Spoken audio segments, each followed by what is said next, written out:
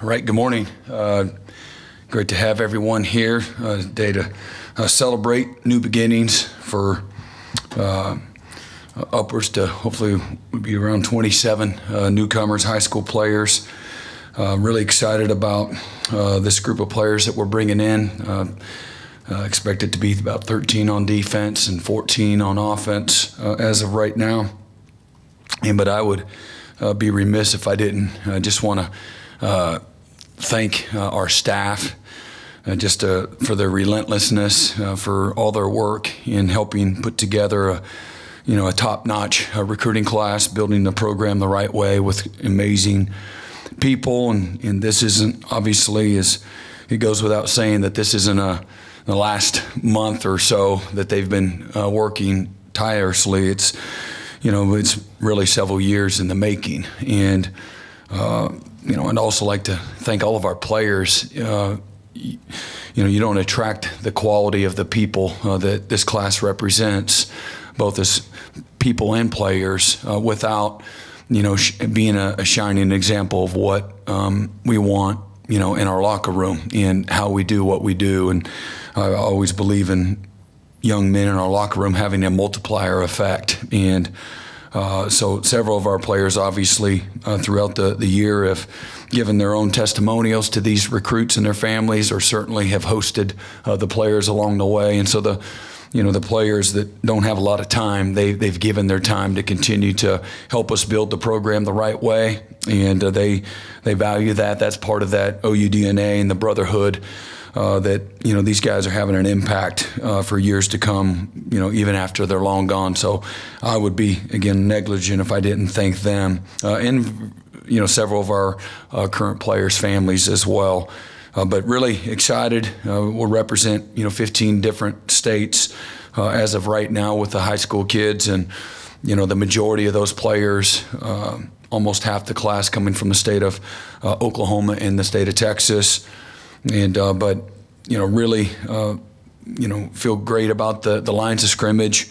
We have, when it's all said and done, with a few of the portal additions that we'll have, give or take 16 up to 16 offensive defensive linemen that'll help us again reinforce the trenches where the game's won and lost. But I love the speed that we have in this class. And I love the physicality of this class, both sides of the ball. We got great physical size at receiver, and then we have guys that, are lightning fast at both receiver, running back at the skill, tight end. Really excellent group. You got two really good young quarterbacks, and Michael Hawkins and Brendan Zerberg from Ohio that bring a wealth of experience at the quarterback and the high school level. Incredibly talented guys. They got all the right stuff to them from a leadership, instincts, humility, toughness standpoint.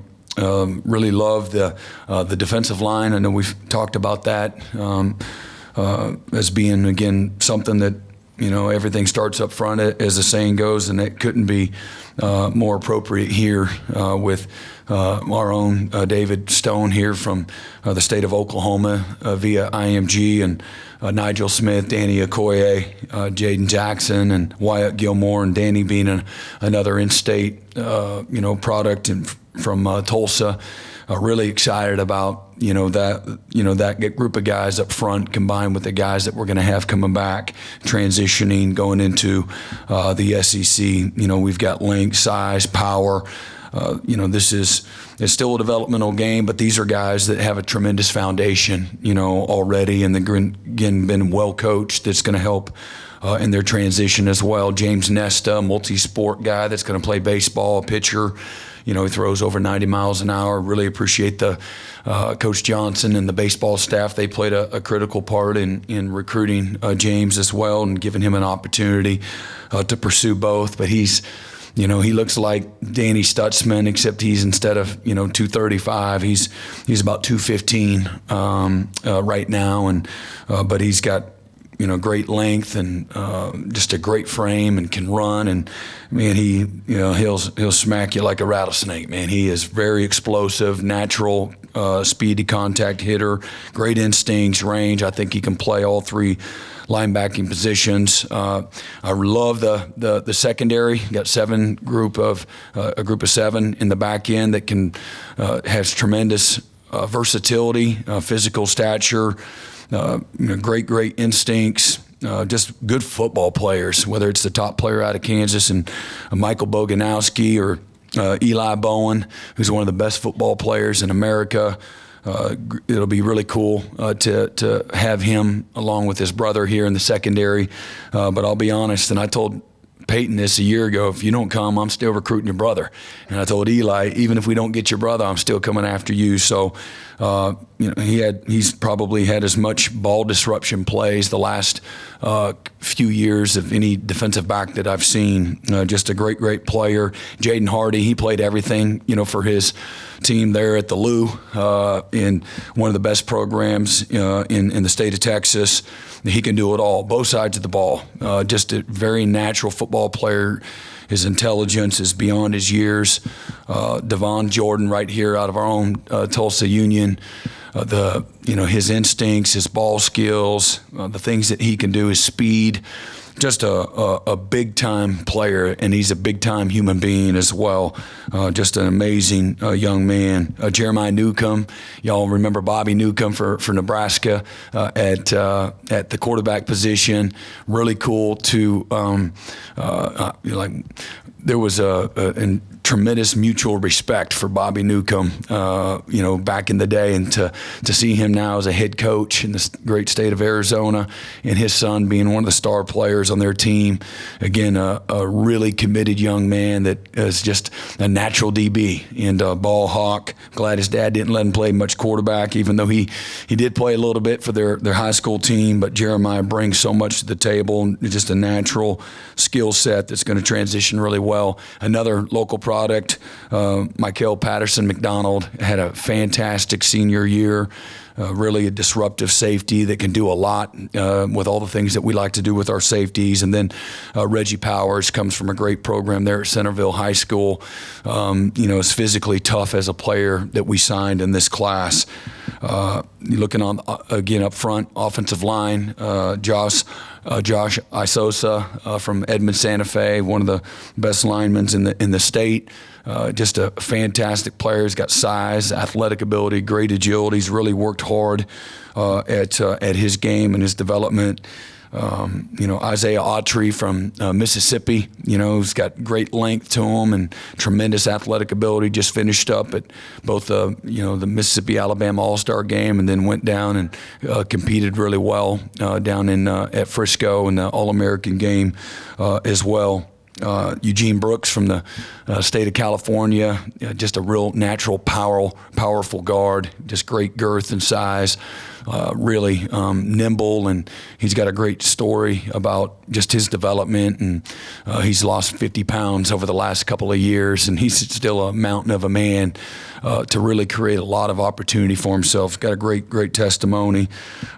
Daniel Akinkume from England, our first from overseas, and the physical traits that he brings to the table, just incredibly intelligent, well-spoken, sharp, focused, mature.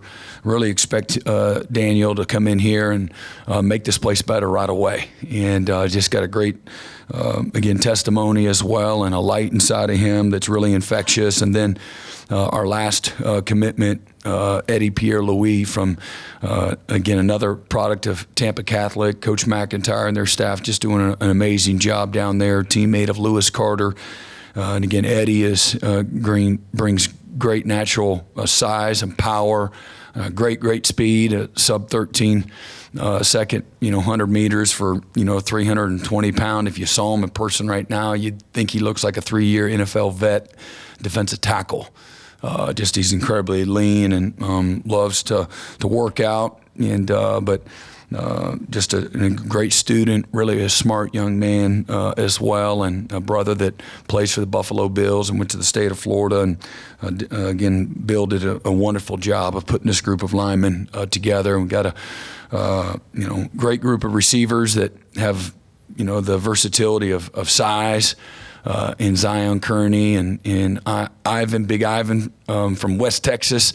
These are guys that have speed and size, toughness that you want guys to play with. They have a physical maturity about them as well that's going to translate well. And then, our speed, at our other two spots in both Zion Raggins and KJ Daniels that are both sub 4.4, 100-meter 4.40 guys, and fantastic, breakaway speed and explosiveness that's going to really, create, opportunity. Our Gatorade Player of the Year as well, and really excited, about Xavier, Robinson, and back-to-back state champions there at Carl Albert. Love the environment that he's coming from, a winning, tough-minded environment that is about accountability and discipline.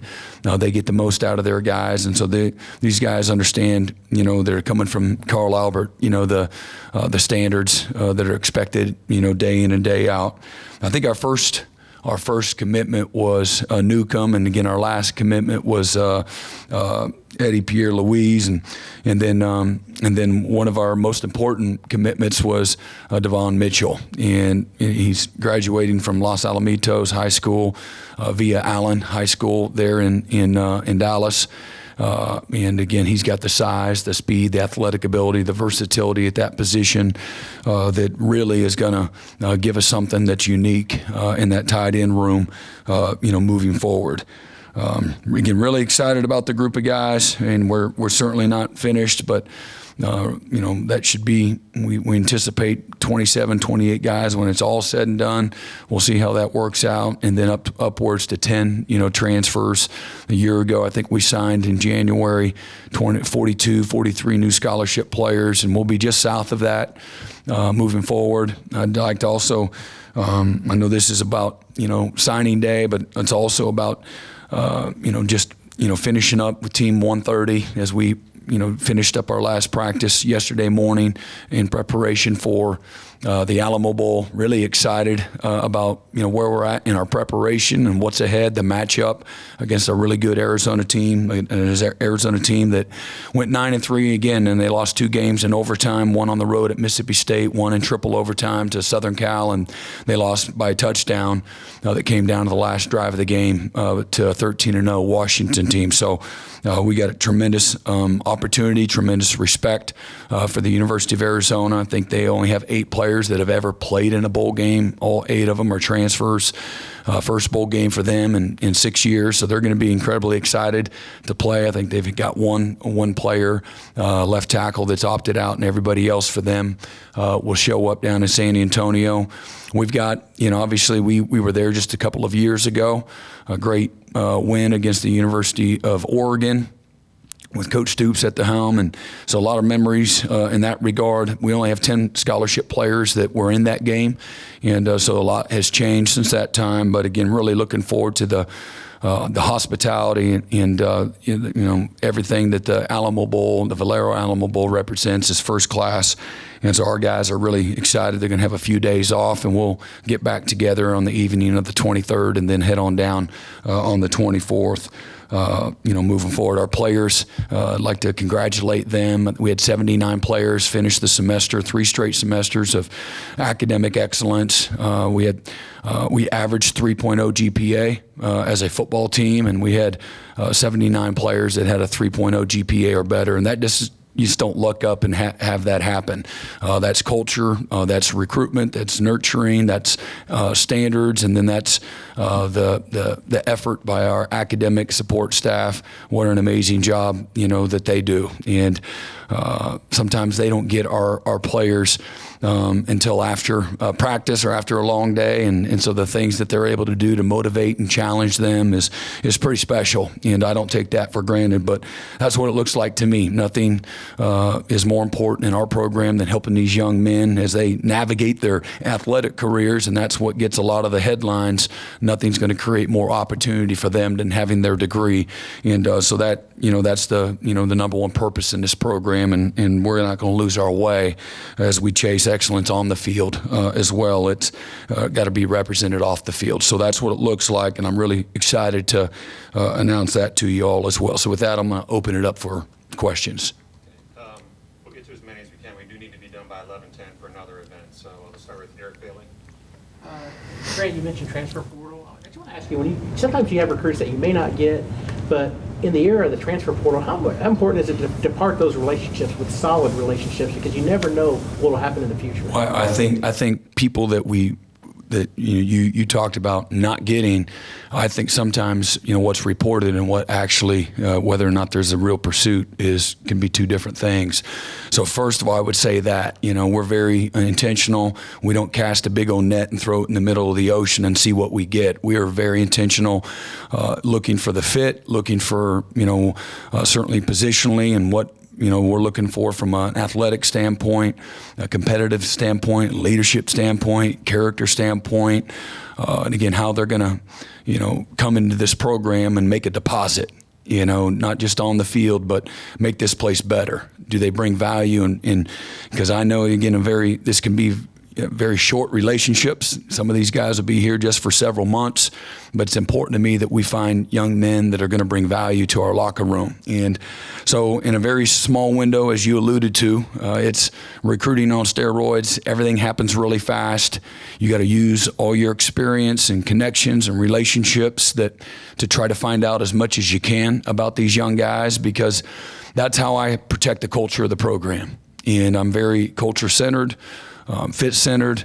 Again, I'm looking for people that make us better, guys that can, we're not looking for backups, and we're looking for guys that come in here and make us better, going to make the guys in the locker room better. I tell the players all the time, my job is to put together the most competitive roster I can. Your job is to show up every day and ready to compete.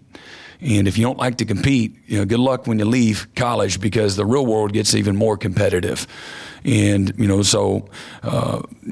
teaching these young men the value of hard work and commitment and keeping your head down and control the controllables. Sometimes, young people and old people alike, you get distracted by things that you can't control. And so for the players in our locker room, my expectation is they come in here and, they adhere to the standards of the program, bring value every single day, show up with an appreciation and respect for their opportunity, and chase their best every single day. And regardless of who does or doesn't come in, and when they do come in, man, embrace everybody. And that's the expectation when we recruit and sign these guys, that, again, you're going to get what you earn. You come in there, and I want you to get in the back of the line and show up with effort and toughness and competitiveness. And but obviously, when you sign guys out of the portal, sometimes it's because you lost a lot of players, like we have up front. But we've got 5 high school guys, and we look to sign 4 offensive linemen to go along with the returning players that we have, and to get to our numbers. Those numbers aren't ever going to change, where we feel like we need to hit those numbers to have competitive depth. And but I want a locker room that's about development. I think that there's a certain level of attractiveness from certainly a high school, but from a portal standpoint, and what we can do from a resource standpoint, the coaching acumen, whether it's the strength and conditioning, it's the elite recovery, it's the nutritional opportunities, and certainly the X's and O's, the schemes and things of that nature. I think the young men are looking for continued development as well to help propel their careers beyond the University of Oklahoma. But for our own players, this is a developmental game. The more you practice, the more challenge that you have, the more change that you can create, and the improvement. Usually your best players are guys in that 4th and that 5th and that 6th year, because of experience and the maturity, how you think, how you show up every day, usually translates to, consistency on the field. And so really, again, excited about, this is our 3rd class that we've signed since we've been here the last 25 plus months, and think this is our best one up to this point in time. The test of time will tell. We've got several young players that we've talked about that are in our locker room right now that had tremendous roles. I think out of the top 20 ranked teams in college football, we had the most snaps from freshmen and redshirt freshmen. And again, winning 10 games, it says a lot. It bodes well for the future. Certainly our older guys, guys like a Dylan Gabriel or a Drake Stoops or a Woody Washington, Isaiah Coe, I can go on and on and on, and all the returning players were a big part of that as well. And but with this group of freshmen, again from 15 different states that we're bringing in here, couldn't be more excited about where we're at. And as we're transitioning, always want more, always want better. We're not where we need to be yet, but we're going and trending in the right direction. Yeah, Brent, I wanted to ask you a little bit about David Stone's recruitment. Obviously, being a local kid who had gone elsewhere for high school, how did that play out, and what were some of the unique things about that, and how important was his commitment when it happened to sort of generating some momentum for that class, especially on that defensive line? Yeah, I mean, again, you're looking at, obviously if he were here in the state, arguably whether it's Devon or it's Xavier Robinson or, David, competing for the number one player in the state. David's tremendously talented, but he's got a lot of the right stuff that you want. And everybody loves David that's met David. He's got a really endearing leadership qualities to him. Humble, hardworking, tough, smart, really smart, articulate. He's a leader of young men. Players follow him. The uniqueness was, that's over a 2-year relationship with he and his family. So you love that, being a relationship-driven program. You want it to be about that. This is a forever decision for each and every one of these young men. And, for David, again, it's probably one of the longest relationships that we've had. So he is a great leader, and guys will follow him. He's got a tremendous respect in both in high school football and in that circle, the recruiting circle. So he'll have some influence there along the way. But really excited. I want to, like all these guys, help these guys take off all the burdens of expectation off their shoulders. And at some point in time, he's going to show up here and he's just going to be 18 years old. And all these guys are just babies trying to figure out life. They don't have all the answers. There's a development piece that's going to be very real. There's going to be some immediate challenges for each and every one of these young guys. Our job as a staff is to meet them where they're at and to take them where they can't take themselves. And, my job is to take away the burden of expectations that are there from recruiting, from competition, from sometimes just from home. And help these guys just be 18. And let's just have a great day today. Let's just move in and have some fun. Let's go to the first testing, time in the weight room, and man, let's have some fun. It's just football, and quit worrying about someday. They all sometimes get worn down by someday, and let's just have a great day and a great moment right now. And someday you'll be a junior, and someday you'll be a senior. Someday, God willing, you'll have an opportunity to go play, in the NFL. But you're living your dream out right now. Don't get ahead of yourself. These will be the good old days right here and now. Enjoy it while you can. Make the most of it while you can. Give it everything you got, and you can live with that. And so you mentioned David, and there's many of these young men that have high expectations that they've put on themselves, and then outwardly, when you come to a place like Oklahoma, with all the notoriety, and again, you got the depth of the media that's here. I would just say, just know that they're 18 years old, and they got all the same problems of any 18, 19, 20-year-old young person. It's there's moments of doubt, there's moments of maturity where you're not quite where you need to be. You got things going on at home. Just life happens, nonstop. And so as exciting as this moment is, and as a new beginning, there'll be challenges along the way, and there's be some amazing moments along the way as well. But this is a day again of celebration, and David amongst all the other amazing young men and the families that get to join the Sooner family forever. What an honor it is to have all of these guys represented from 15 different states. recruits, and excited for David, and, as well as we are with the rest of the guys. Yeah, Brent, it feels like defensive line recruiting is more difficult than it's ever been. Why do you think it's so hard to recruit elite defensive linemen, and how crucial was it for you guys to get this kind of a class? There's just, it's a law of supply and demand. There's just not as many of them. And it's been that way since football, became a sport. And so, rushing the passer, stopping the run, the lines of scrimmage, it's where the game's always been won and lost.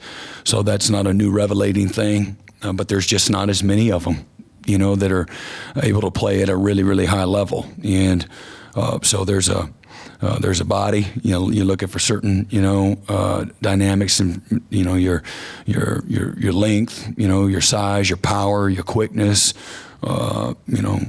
your ability to, from a refinement standpoint, to rush the passer and, recreate a line of scrimmage, block recognition, the fundamentals that go along with it. Not everybody's developed the same way. And so we've got a group of guys that really have a unique skill set, but also have some, a tremendous foundation of fundamentals too. And probably, when you look at the front seven, the area, if it's not strength and power that young people aren't quite there. If it's not that, it's usually the use of hands and block recognition. The linebackers on the second level be able to get off of blocks, and same thing, the block recognition for the guys up front, be able to, to be able to play the different blocks the right way, and then transition from run game to your pass rush. And those things usually take a little longer, but this is a group of guys that have been incredibly well coached, whether it's, again, you look at Nigel Smith from Melissa, when you drive on down I-35, head south, and you come to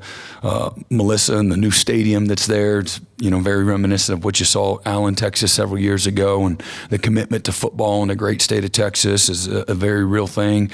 But the depth and the level, the excellence of the coaching. Obviously, we're signing a couple guys from IMG. We've had great experience through the years. Jaden Jackson and David Stone, they're going to be very well coached and have a little bit more of a mindset of what the routine in college looks like, the commitment and those types of things that day in and day out requires. Danny Okoye, although he played in a homeschool league, his talent is freakish. His development is really, they did a nice job at Noah and getting him to this point. And then he's been a guy that's a football junkie, worked on his craft on his own, and he's got great humility, great self-awareness, really intelligent young guy that has really worked hard at developing his game. And then again, one of the top players, if not the top player in the state of Minnesota, in Wyatt Gilmore. We identified, Wyatt a long time ago as a guy that, man, he's got all the stuff that the great ones have. He's got a motor, he's got instincts, he's got a great get-off, got a great body, really refined. It works hard at, all the fundamental things of the game. And but what I love, this is a hungry group of young men that have humility, the physical toughness. They love the game, have all the right characteristics that you want that's going to help continue to promote growth and development quickly. Coach Taylor has signed. Do you want to say anything about him? So, and Taylor Tatum, again, from Longview, we know what that program represents. We've had several Sooners that have come from, the University of Longview, and, Coach King and what that staff is all about. You're going to get somebody, another multi-sport player, and Taylor Tatum, he'd take the top off the defense. He's a home run hitter at running back. His power, his speed, his instincts, just very reminiscent of some other great backs that we've had from East Texas, and some of the skill set, and got great size and power. Tremendous baseball player. Is going to play baseball here at the University of Oklahoma. And again, another, fist bump to Coach Johnson and the staff for all of their help in facilitating the recruitment of Taylor. Amazing family. And again, coming from a program that has very, very high standards and expectations, and again, the physicalness that the game requires, this is something that he epitomizes. So, he has great speed and really intelligent, smart young guy, but he's got the physical stature as well that's going to help transition quickly. And back Parker. Yeah, Coach, obviously, as you mentioned earlier, the nucleus, your class is from Oklahoma and Texas, but, you did go grab a kid from Minnesota, as you mentioned. You got one from North Carolina, from Arizona. You went overseas to get Daniel Akakumi. What do you credit that ability to recruit from pretty much anywhere to, more so than anything else? Yeah, the standard of Oklahoma. People remember decade after decade after decade after decade of Oklahoma excellence. And so I would just say it goes back to all those coaches and players that have represented Oklahoma for such a long time. It's a true blue blood. The door's always open for a program like Oklahoma.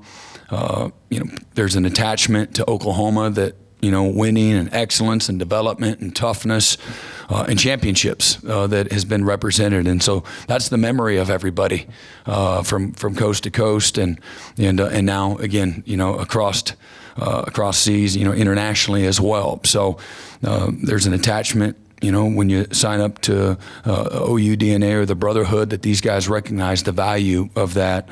And so we can get into really any home across the country.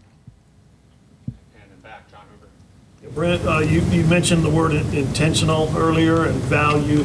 As you stack these classes now, top 10 classes or whatever, you've been up against the SEC. You've seen it firsthand. A lot of your staff has been in the SEC, seen it firsthand. You guys getting what you want to compete in that league? We're always working to be better, and we certainly are competitive. We want more, and we're going to need more. Whatever that means, it's all-encompassing. It's incredibly competitive. It's relentless. It's year-round. It's challenging. There's smart coaches, and there's a lot of programs that have a lot of resources, just like Oklahoma.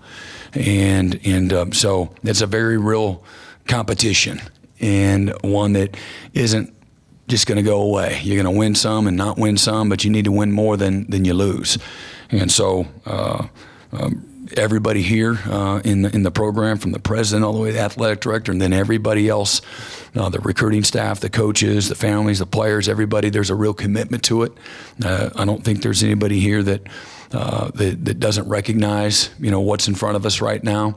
Recruiting's always been competitive, but you're going to go to a conference now that the resources are very real everywhere you go, that are either every bit as good, if not better, than what you have. So you got to be resourceful. Certainly, got to be committed to our philosophy. I don't want to go into another 10-minute answer for everybody. I know we got some questions to answer, but we want to, as college football is becoming more and more transactional, we want to continue to be relational. I believe that has, longevity and sustainability. But at the same time, things have changed dramatically in the last 3 years in college football. That goes without saying. And the fluidity of rosters is a very real thing. The lack of stability of rosters is a very real thing. And so we've got to be adjustable and adaptable and be aggressive along the way, not just reactive, but be proactive. And I believe that's the vision and the philosophy that is shared throughout our university community. Yep. It's 11:10. Talk a little more. Okay. James. Brent, you're baseball guys. It's interesting. Both are highly. You're a baseball guy, right? Yes, I am. But both of them are highly thought of by Major League Baseball. And yet both said one of the reasons why they're coming here is because you worked it out and Skip worked it out, that you could work out this dynamic. But talk about that dynamic and how you made that work. Well, again, I wouldn't say as much me and Skip and the baseball team is willing to do that, but I think the attractiveness of how well our baseball program has done, the history, the tradition, certainly they did a great job of selling those things. I think that attracted them as much as anything. That combination of the excellence of Oklahoma football, what it's represented, and the excellence of baseball. I personally don't think that we would have gotten either one of them had, the football been a powerhouse and excellent and have the history and tradition, and then the baseball program stunk. I don't think we would have got either one of those guys. And so a credit to Coach Johnson and, again, the past players and the excellence that our baseball program has represented as well. That's the collaboration between the two staffs, and then certainly there's a willingness. I think it's such a cool thing when you have players that have that type of extraordinary talent. What a cool thing. Let's have them be in our locker room and let's watch them chase, their dreams in multiple sports, bring our team over to the baseball facility and cheer them on. If it's a track athlete, what a cool thing. We want to promote that, not segment it. And so what a celebration. I know it is, south of here with Coach Johnson and his staff with both, Nesta and Tatum. Thank you, everybody. That's all we have time for. All right. Appreciate everybody. Merry Christmas.